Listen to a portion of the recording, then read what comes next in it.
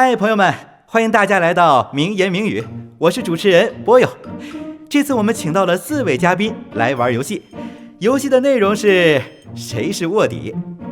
好，4位嘉宾每个人身后的提词板上都写着自己抽到的词语，其中3位平民拿到的词语是一模一样的，而有1位嘉宾拿到的词语和其他人不一样，他就是唯一的卧底。在本场游戏中，4位嘉宾要对自己的词语进行描述。每轮结束后，我们进行一次投票，选择谁是卧底，票数最多的人就会出局。哇，真是惊心动魄的游戏啊！当平民票出卧底时，就是平民的胜利。但卧底在还没有被票出之前，随时可以跳反。如果同时猜中了平民词语，那就是卧底的胜利。看来4位嘉宾已经准备好了。那么尔虞我诈、故弄玄虚、人心险恶、居心叵测、勾心斗角的小游戏正式开始。哎，有那么不堪吗？我是1号，我先来。这个东西啊，它可以泡。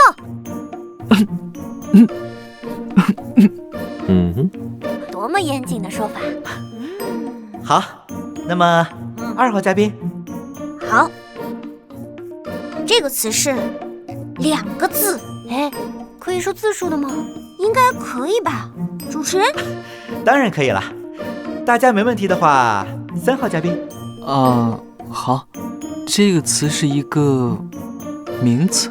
哦，好狡猾，完全猜不出来什么身份呢。我说完了。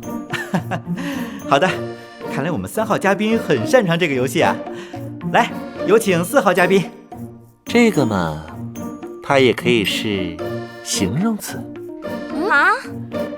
不过好孩子不可以当形容词用哦。好的，第1轮顺利结束。那么大家有没有怀疑的对象呢？没有哎，猜不出来呢。要小心选择，不要误杀队友哦。没有，我也没有。好的，第1轮确实不好猜。那我们这轮就，到底是谁被票出？最后是平民还是卧底获得了胜利？更多精彩尽在下集。对不对？观众朋友们，下周见。会吧？没想到啊。